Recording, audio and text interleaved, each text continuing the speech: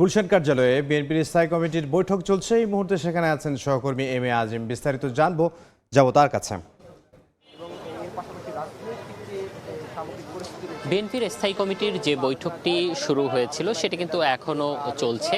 আমরা এই মুহূর্তে বিএনপির গুলশানের যে দলীয় কার্যালয় রয়েছে সে কার্যালয়ের সামনে রয়েছে। আমরা এখান থেকে এখন পর্যন্ত যতটুকু জানতে পেরেছি যে এখানে যে সকল স্থায়ী কমিটির সদস্যরা এসেছিলেন তারা কিন্তু বিকেলেই এখানে এসেছেন এবং রাজনৈতিক কার্যালয়ে প্রবেশ করেন এবং 5:30টার দিকে আমরা দেখেছি যে দলীয় যে চেয়ারম্যান এবং প্রধানমন্ত্রী তারেক রহমান তিনিও কিন্তু আসেন এবং তিনি আসার পরপরই যে সকল বৈঠকগুলো শুরু হওয়ার কথা সেগুলো শুরু হয়েছে বলে আমরা জানতে পেরেছি। এর মধ্যে কিন্তু আরও একটি বিষয় রয়েছে যে সামনে স্থানীয় নির্বাচনকে কেন্দ্র করে স্থানীয় পর্যায়ের যে জেলা থেকে আসা নেতাকর্মীদের নিয়ে একটি বৈঠক ছিল এবং সেটি কিন্তু শেষ হয়ে যাওয়ার পরে আমরা দেখেছি যে জেলার নেতাকর্মীরা বের হয়ে গিয়েছেন এবং সাথে সাথে রুহুল কবির রিজভী তিনিও কিন্তু বের হয়েছেন এবং তিনি যেটি বলছেন যে স্থায়ী কমিটির বৈঠক এখন চলছে এবং সেটি শেষ হলে হয়তো স্থায়ী কমিটির যে সকল সদস্যরা রয়েছেন তারা বের হয়ে ব্রিফ করবেন যে কোন কোন বিষয়ে আলোচনা হয়েছে। এবং এখন পর্যন্ত আমরা যে গুঞ্জনটি এখান থেকে শুনছি সেটি হচ্ছে যে এখানে কিন্তু যেহেতু রাষ্ট্রপতি পদত্যাগ করেছেন এবং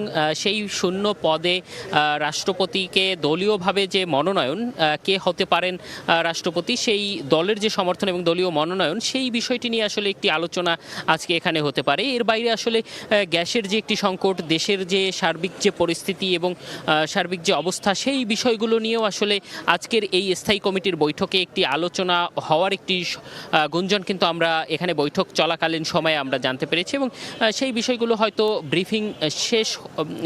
বৈঠক শেষ হলে ব্রিফিংয়ের মধ্য থেকে আমরা হয়তো সেই বিষয়গুলো জানতে পারবো। এবং আসলে কিন্তু সবাই এই যে বিষয়গুলো গুরুত্বপূর্ণ যে ইস্যুগুলো সেই ইস্যুগুলোতে আসলে কি ধরনের সিদ্ধান্ত হয়, যেহেতু এখন রাজনৈতিক যে সরকার বিএনপির যে সরকার সেই সরকার এখন সরকার গঠন করেছে এবং দলীয়ভাবে তাদের যে সিদ্ধান্ত সেটির উপর অনেকটাই আসলে নির্ভর করছে। সেই বিষয়গুলোর কারণে কিন্তু আসলে সবাই অধীর আগ্রহে আসলে এই মিটিংয়ের মধ্যে আসলে কি সিদ্ধান্ত হয় সেটি জানার অপেক্ষায় রয়েছে।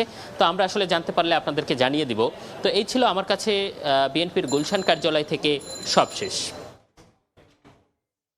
গুলশান থেকে সহকর্মী এম এ আজিম।